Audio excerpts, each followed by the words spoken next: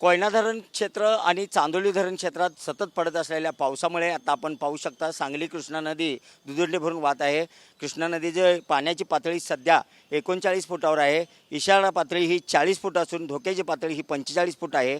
एकंदरीत पाहिलं तर सतत पडत असलेल्या पावसामुळे कृष्णा नदीची पाण्याची पातळी झपाट्याने वाढ होत आहे। अनेक सखल भागात सांगलीत पाणी शिरायला सुरुवात झालेली आहे।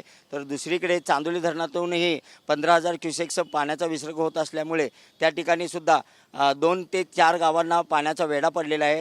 त्याचबरोबर चांदोली धरणातून 30,000 क्युसेक्स पाण्याचा विसर्ग होत असल्यामुळे त्या ठिकाणी सुद्धा नागरिकांना प्रशासनाकडून सतर्कतेचा सूचना देण्यात आलेल्या आहेत। एकंदरीत पाहिलं तर या ठिकाणी जे स्टंटबाजी करणारे हौशी तरुण असतील त्यांच्यासाठी या ठिकाणी कोणतीही वित्त घटना किंवा चुकीची घटना घडू नये यासाठी या ठिकाणी सांगली शहर पोलीस दलाच्या वतीने या ठिकाणी चोख असा बंदोबस्त ठेवण्यात आलेला आहे। एकंदरीत पाहिलं तर कृष्णा नदीची पाण्याची पातळी जशी वाढायला लागली आहे तसं पाणी आता पात्राच्या बाहेर पडून हे सांगलीतील सखल भागात यायला सुरुवात झालेली आहे। संध्याकाळपर्यंत ही पातळी 45 धोक्याची पातळी ओलांडण्याची दाट शक्यता आहे, कारण चांदोली आणि कोयना धरणातून सतत पाण्याचा विसर्ग सुरू आहे।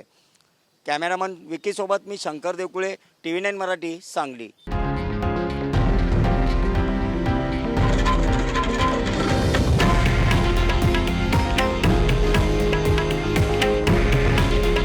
हे आहे देशातील नंबर 1 न्यूज नेटवर्क आणि आपण पाहत आहात TV9 मराठी।